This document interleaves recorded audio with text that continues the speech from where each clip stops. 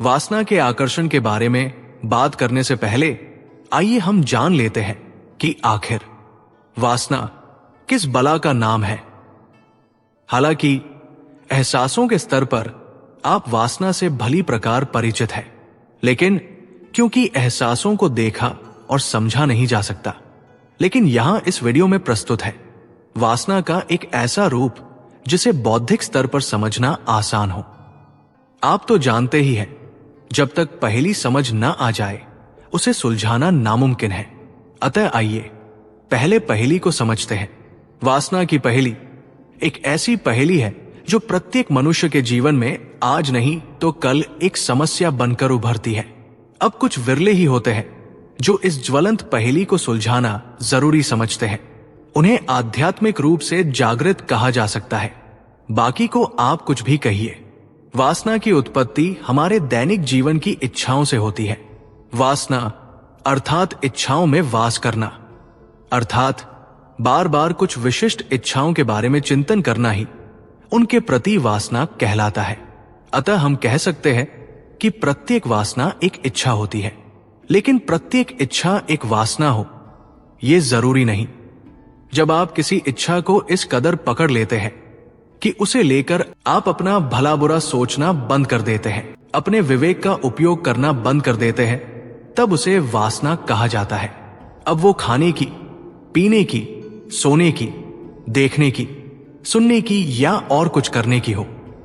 काम वासना भी वासना का ही एक प्रकार है जो युवाओं में खास तौर से देखी जाती है। वासना को यदि आसक्ति कहा जाए तो इसमें कोई अतिशयोक्ति नहीं होगी। वासना कैसे होती है इसे हम एक उदाहरण से समझते हैं।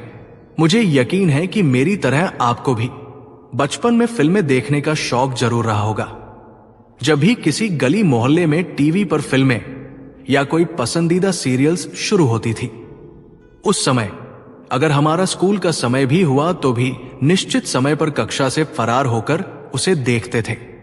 इसे हमारी वासना कही जा सकती है, क्योंकि उसे देखने के लिए हम अपनी कक्षा छोड़कर घर भाग आते थे, अर्थात हम अपनी पढ़ाई को उपेक्षित किया करते थे।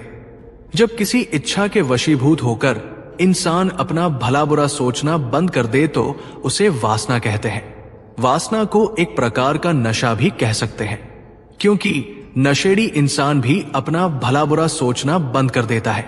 वासना तो आप समझ गए, लेकिन क्या वासना बन जाने के डर से इच्छाओं का दमन सही है या इच्छाओं के प्रति उपेक्षावृत्ति सही है?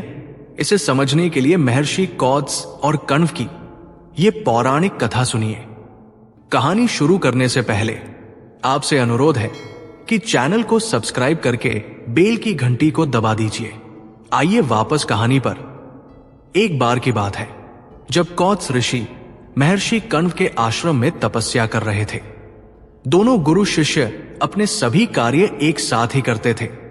एक दिन गुरु और शिष्य दोनों लकड़ियां लेने के लिए जंगल गए हुए थे। लकड़ियां जुटाते जुटाते उन्हें थोड़ी देर हो गई। अतः महर्षि कण्व ने कौत्स को कुछ समय पूर्व आश्रम जाने को कहा। गुरु की आज्ञा शिरोधार्य करके कौत्स ने लकड़ियां उठाई और आश्रम की ओर चल दिए। कौत्स जब आश्रम आ रहे थे तब उन्होंने एक अति सुंदर स्त्री को मार्ग में चोट से पीड़ित देखा। कौत्स एक क्षण के लिए रुके और कुछ सोचने लगे। आखिरकार वो अपनी राह को चलते बने। कुछ समय पश्चात उसी राह से महर्षि कण्व भी आए। जब उन्होंने उस युवती को चोट से पीड़ित और कराहते देखा तो अपने शिष्य की अधूरी साधना की सच्चाई जानकर उन्हें बड़ा दुख हुआ। उन्होंने लकड़ियों का गट्ठर वहीं छोड़ दिया और उस स्त्री को अपने कंधे का सहारा देकर आश्रम ले आए और औषधियों से उसका चिकित्सा उपचार किया।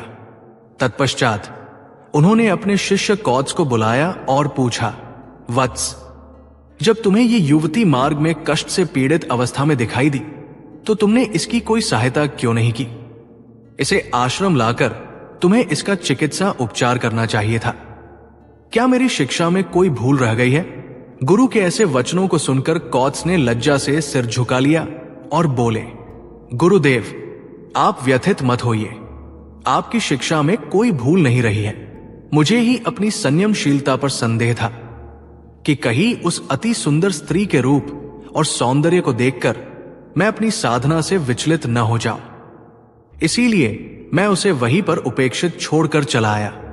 महर्षि कण्व अपने शिष्य के ऐसे निर्दोष वचनों को सुनकर गंभीर होकर बोले, वत्स, क्या सौंदर्य की उपेक्षा करने से सौंदर्य से विरक्ति हो जाएगी?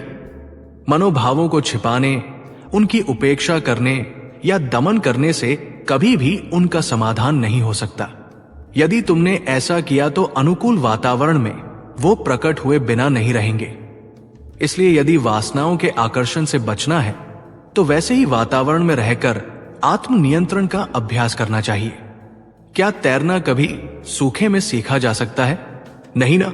तो आत्मनियंत्रण का अभ्यास एकांत में कैसे हो सकता है? इस कहानी से स्पष्ट है कि इच्छाओं का त्याग नहीं, बल्कि इच्छाओं के प्रति आसक्ति अर्थात वासना का त्याग होना चाहिए। लेकिन प्रश्न अब भी ज्यों का त्यों है, वासनाओं के आकर्षण से कैसे बचें? इसका उत्तर मेरे उदाहरण में छुपा है। जैसा कि मैंने बताया है, बचपन में मुझे शक्तिमान देखने का बड़ा शौक था। इसलिए मैं स्कूल से भागकर शक्तिमान देखने आता था। लेकिन अब यदि मैं चाहूं तो पूरा शक्तिमान ऑनलाइन देख सकता हूं। लेकिन मेरी बिल्कुल भी इच्छा नहीं होती। क्यों? क्योंकि अब मैं समझता हूं कि मेरे पास शक्तिमान देखने से ज्यादा महत्वपूर्ण कार्य पड़े हैं। बस यही रहस्य है किसी भी प्रकार की वासना से मुक्ति पाने का। जब इंसान के हाथ कोई अधिक महत्वपूर्ण चीज लग जाती है तो कम महत्वपूर्ण चीजें अपने आप छूट जाती हैं। सोचिए, जब आप बच्चे थे तब आपको खिलौनों से बड़ा प्रेम था, लेकिन क्या अब आप खिलौनों से खेलते हैं? नहीं ना। इसी तरह जिन चीजों पर आज आप जान छिड़कते हैं, कल उन्हें देखना भी पसंद नहीं करेंगे। यही जीवन की सच्चाई है। इस सत्य और तथ्य को जितना जल्दी समझ सके उतना ही अच्छा है। संयम, साधना और योग, अध्यात्म की राह ऐसा ही एक राजमार्ग है जिस पर चलकर आप सांसारिक वासनाओं से आसानी से मुक्ति पा सकते हैं। मेरा यह प्रयास आपको कैसा लगा? यदि आपको उपयोगी लगे तो अपने दोस्तों को शेयर करें। चैनल को सब्सक्राइब करके बेल की घंटी को भी दबा दीजिए। इससे हमारे वीडियो का नोटिफिकेशन आपको सबसे पहले मिलता है। कमेंट बॉक्स में अपने विचार जरूर लिखिए, इससे हमें प्रोत्साहन मिलता है।